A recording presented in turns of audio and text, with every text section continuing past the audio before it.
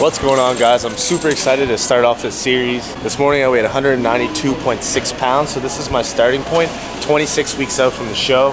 So I gotta make sure everything fits my macros, so I gotta go get some groceries. Currently, the macros are 225 protein, 335 carbs, and 70 fat. So I'll show you guys what I'm going to get.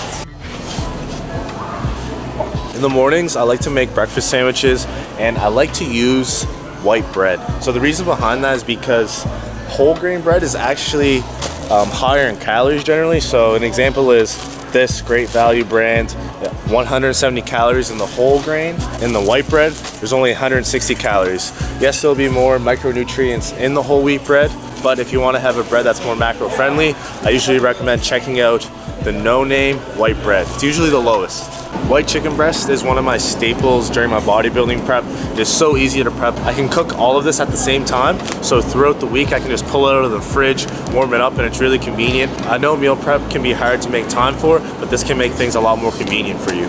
This option is a little bit more expensive, but it's a lot more convenient. All you're gonna have to do is microwave this chicken, and it's already seasoned, so I like to do that as well. I'm not the best cook, so this helps out a lot as well.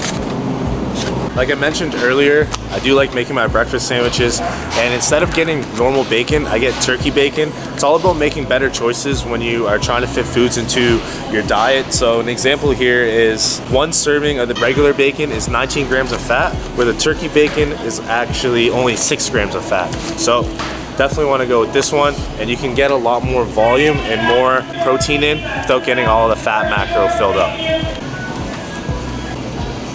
Low key, guys, chocolate milk is actually one of my favorite treats, so definitely had to get this.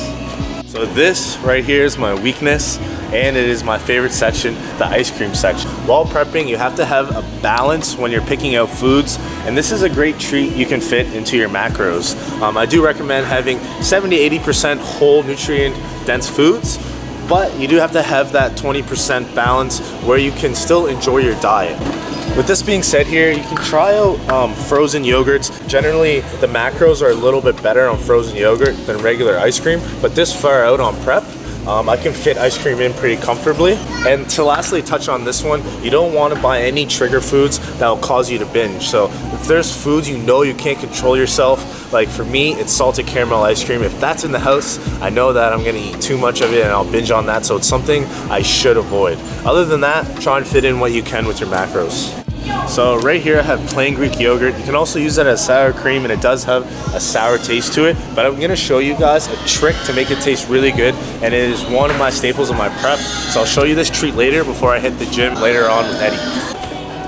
Alright, so this is another way for me to kill my craving. If I want something sweet, it's Diet A&W root beer. It kills my sweet craving, and there's actually 0 calories in this. Yes, there's aspartame in it. It is okay to drink as long as it's in moderation. I wouldn't drink this whole case, but 1 or 2 a day won't hurt, and it won't really negatively affect your health. So you can definitely fit these in. There's no calories in them, and it'll kill that craving. Alright guys, so I do have a weakness for late night snacking.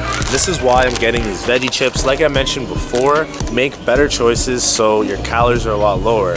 An example here is 1 serving here, 180 calories, where 1 serving of Doritos is 260 calories. So can have a lot more of these, a lot more volume, still hit that chip craving, and still be able to fit it in my macros. I was talking with some people on my Instagram, and they're telling me that they didn't track their liquid calories. A calorie is a calorie, and your body's gonna metabolize the same if it's in liquid or solid form.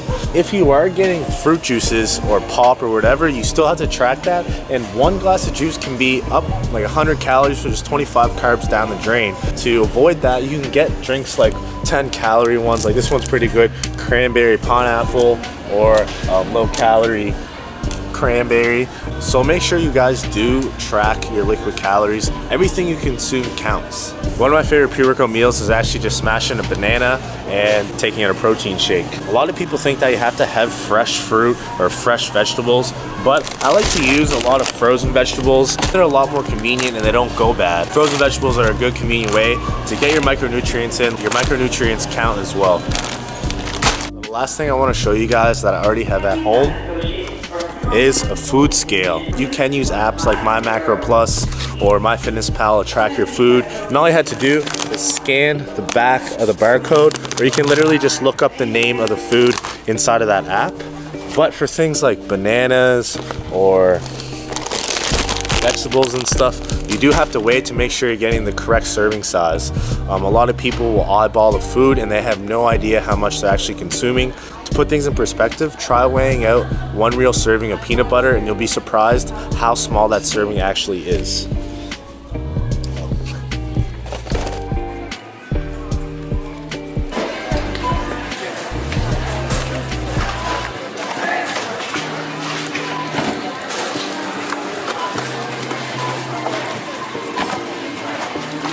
Alright guys, I'm a little bit low on my protein right now, so I need to get some protein when I get home, and I'll show you guys that snack that I like to make that helped me all through last prep. Alright, so we're back at home and I just made my protein Greek yogurt bowl. So what's in here is plain Greek yogurt, and I know a lot of people are like, it's sour, they don't like the taste of it. So I add 0-calorie sweetener, and this is the strawberry banana flavor. I put 1 scoop of protein in it, so if you guys have like a nice sweet vanilla protein, and then mixed with berry. The macros on this are 42 protein, 24 carbs, and 6 fat, and you can adjust that. You can add more protein, more Greek yogurt. If you want more carbs, you can actually add banana in there. So you can manipulate it the way you like, but for me, it is very macro friendly, high protein, low carb, low fat, and it tastes delicious. So this is what got me through my last prep, and it tastes so good. It's so creamy and so sweet, it's amazing.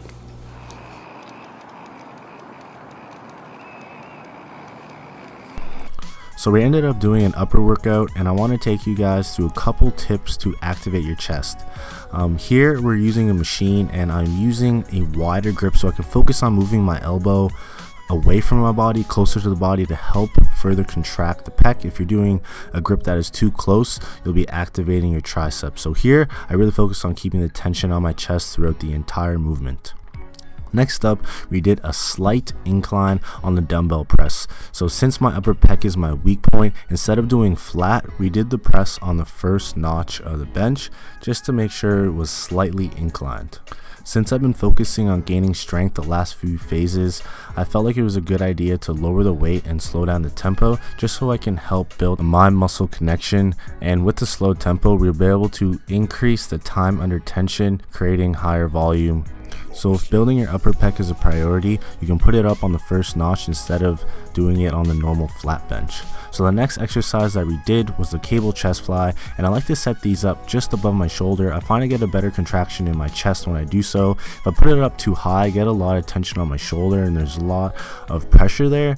And I like to alternate the regular chest fly with the Bayesian cable chest fly, and the only difference here is having a neutral grip versus a pronated grip. Play around with it and see which one feels best for you. Don't leave yet. I just wanted to let you guys know I want to incorporate you guys as much as possible. So anything you guys want to see throughout this prepping series, please let me know in the comment section below. And I'm really excited to be shooting with Rashawn in my next vlog, so be on the lookout for that. As usual, thank you so much for checking in, and I'll see you guys at the next one.